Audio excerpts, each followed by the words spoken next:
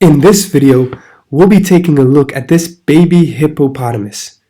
We know that this baby hippopotamus, just like all other living things, whether it be plants, animals, bacteria, all living things are made up of cells, right? So we know that there are two types of cells, prokaryotic and eukaryotic cells. Now, which cells are you made of? An easy way to remember this is you are made up of eukaryotic cells. So all plants and animals and big living things like that are made up of eukaryotic cells. Whereas all bacteria and some very small microorganisms are made up of prokaryotic cells. So let's break this apart for a second. Prokaryotic, if we break it apart, means before nucleus. This means that prokaryotic cells do not have nucleuses. So when we look at their structure shortly, we will see they don't have a nucleus. And by the way, before I continue, if you're just here to see the summaries or the differences between the cells, here is a nice table that summarizes exactly what you need to know, exactly the differences. But I'll be talking about these things real soon anyways. Now, what about eukaryotic cells? Eu means normal in Greek, I think. One of those languages, Latin or Greek. And karyotic means nucleus. So it means normal nucleus. So the difference is eukaryotic cells have a nucleus, whereas prokaryotic cells do not have a nucleus. So let's take a look here. Like I said, all animals and plants are made up of this one, a eukaryotic cell. So when you look at an animal or a plant cell, you will see a nucleus, this structure right here. Whereas if you look at a prokaryotic cell, such as bacteria, so bacteria we know are very small organisms that can be very good or very bad for us. In some cases they're good and in some cases they're bad. Now, we can see that prokaryotic cells do not have a nucleus. They do have DNA, as we can see here, but no nucleus, because this nucleus is the thing surrounding our DNA. Whereas prokaryotes just have their DNA floating around like that, no nucleus. So what's the purpose of knowing prokaryotic and eukaryotic structures, like the cell structures? Why? We need to know bacteria or prokaryotic cell structures because these can be bad for us. So when we get infected, it's important that we know their structure. If we know their structure, we can develop medicine to target specific things of this structure, to kill it. For example, we can make a medicine to prevent this flagella from working, and so the bacteria will stop moving and stop replicating. Whereas for eukaryotic cells, it's important to know their structure because we can help save ourselves. When we get sick or injured, it just means our cells are getting harmed.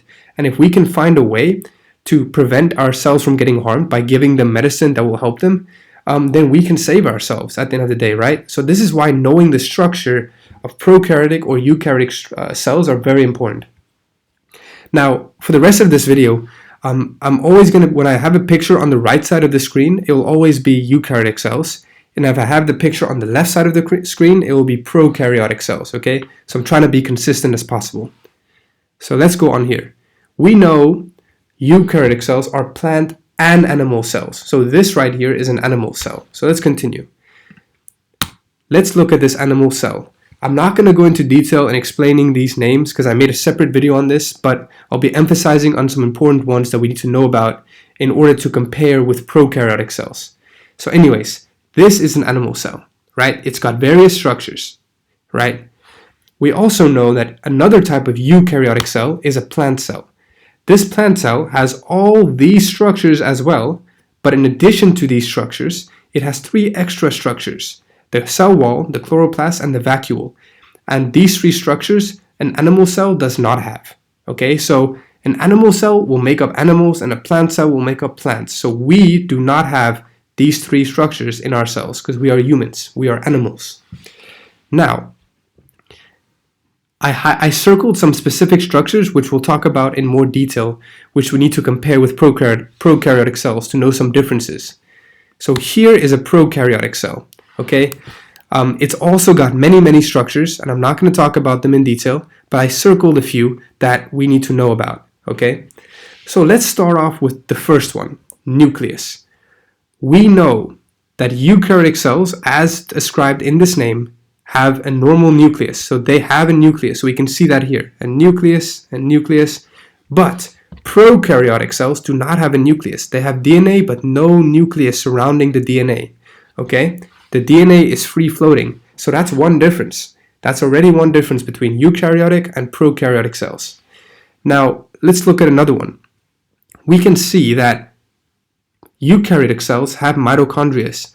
Mitochondria are the energy generating energy generating organelles. So both animal and plant cells have those. Whereas prokaryotic cell does not have any organelles. It simply has the DNA and some ribosomes. Okay? So basically, prokaryotic cells are missing organelles, whereas eukaryotic cells have them, as you can see in this picture. They have all these specific organelles.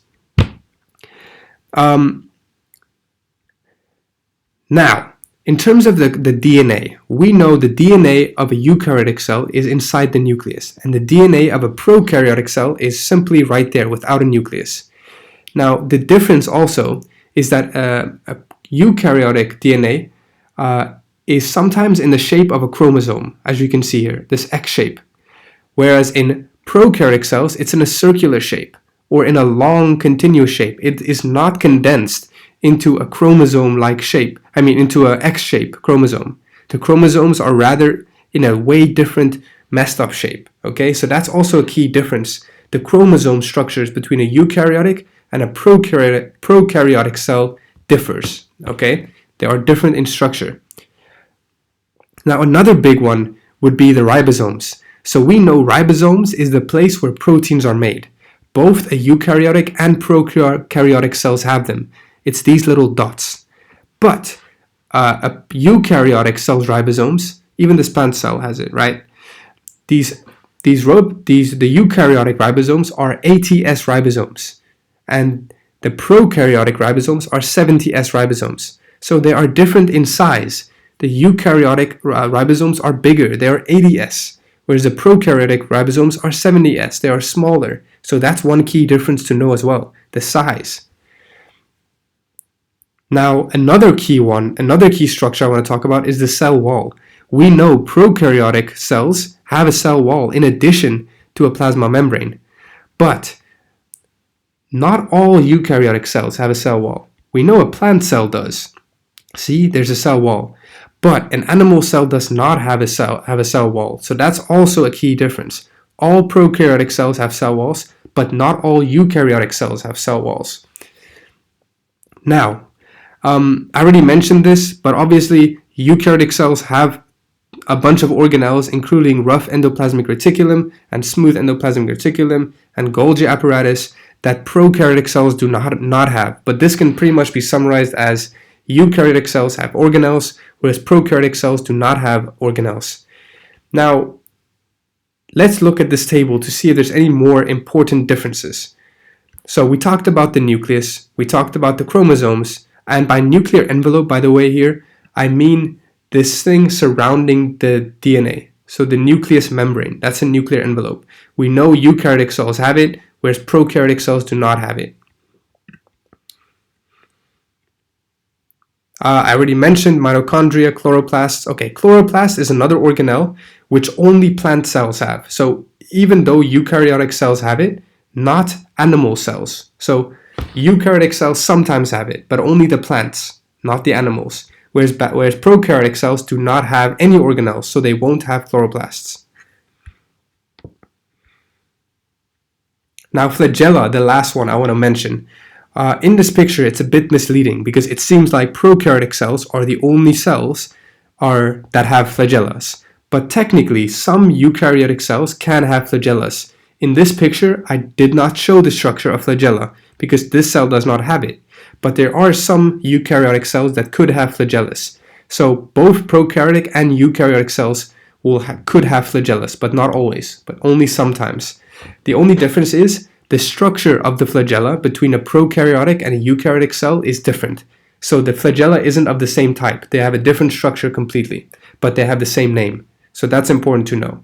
So just know these, around 5 of these. If you can memorize 5 of these on a test when you get like a 6-mark question or a 5-mark question, you should nail it. But these are the only key ones you need to know. These are not the only ones, but these are the key ones that you need to know.